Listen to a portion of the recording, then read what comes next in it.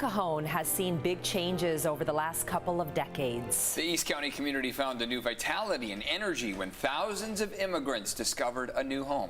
In this morning's Then and Now, Carlo Cicchetto takes us to El Cajon.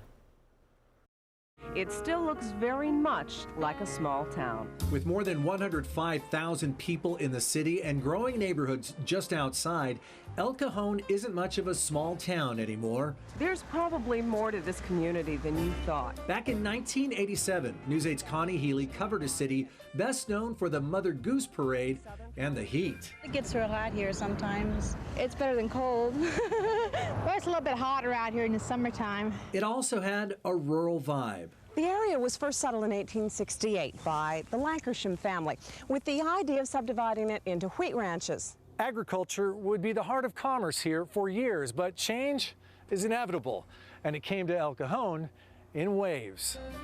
This is Amaziah Knox right there. The Knox House Museum was built as a hotel in 1876 and is now home to the El Cajon Historical Society. This picture here is of El Cajon Main Street in about the late 1800s. El Cajon was known for agriculture for a long time. That really started to change after World War II.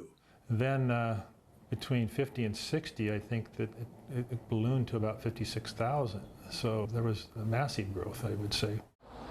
The Knox House was a stopover for people headed to the gold rush in Julian in the 1870s. More than 100 years later, El Cajon became the destination for people fleeing violence in the Middle East looking for a better life.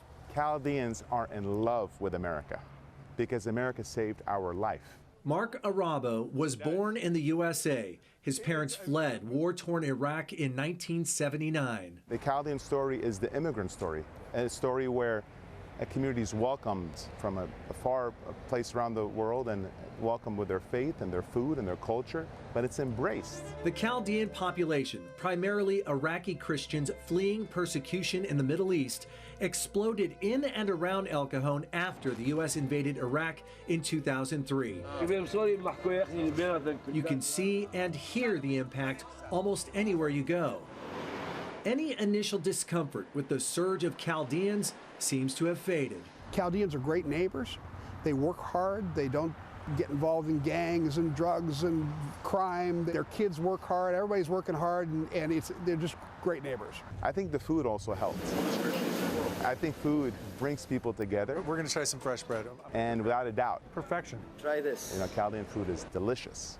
The store behind us right now, it's considered the Whole Foods of the Chaldean community. It still looks very much like a small town. El Cajon has become a true melting pot with an increasingly diverse economy. We have an airport. We have a huge industrial area. We've got places like Taylor Guitars and Fox Motorsports. Those are all areas of pride for us. We're getting more involved in biotech. We're getting more involved in aerospace engineering. So El Cajon's really growing up. Here, especially on Main Street. And people believe in it.